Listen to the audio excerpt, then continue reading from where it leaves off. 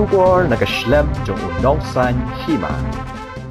UMLA nakaseng Kongres, uba Mikmat Yakamaulai Constituency, uba PT Sokmi, ula banyak kuno nakaseng UDP, hak election MLA, kabansalong la syamsnam, nakane ka constituency, hadin kajingi keren setu jengmot, bat UMLA barim Kamaulai Constituency, uba embha simli, kanlong kabasiso.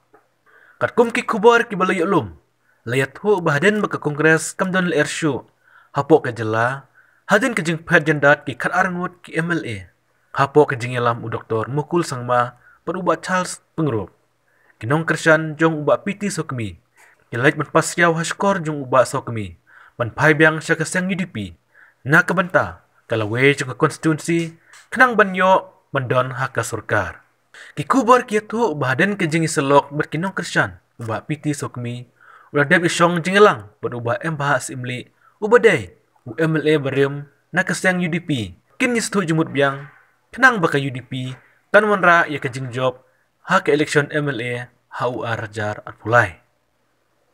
Syusyu ki kubar ki bajan ki pentip ba uba embahas imli, ula manjur ya kene, bandam ya kunsyu ya kene ki election MLA, haus na banwan. Hendrai unkursyano ya uba PT Sokmi, ladaw ya kun nakaseng UDP, kenang banwara biang ya kajing job. Nakene kajing rai uba embaha, kalau penlong yuba Sokmi, ula banon pai biang, kum UMLA Kamaulai Constituency, hak election kemenlong la syamsnam. Kajing temu ba PT Sokmi, banyak kun nakaseng UDP, kadai tang kajing keren kinong Krisyan. Hendai berpensya ya kene baro, kalong tang enda la dai kapor banyak pan tiket, hang tak kipat ba kin saya syailot.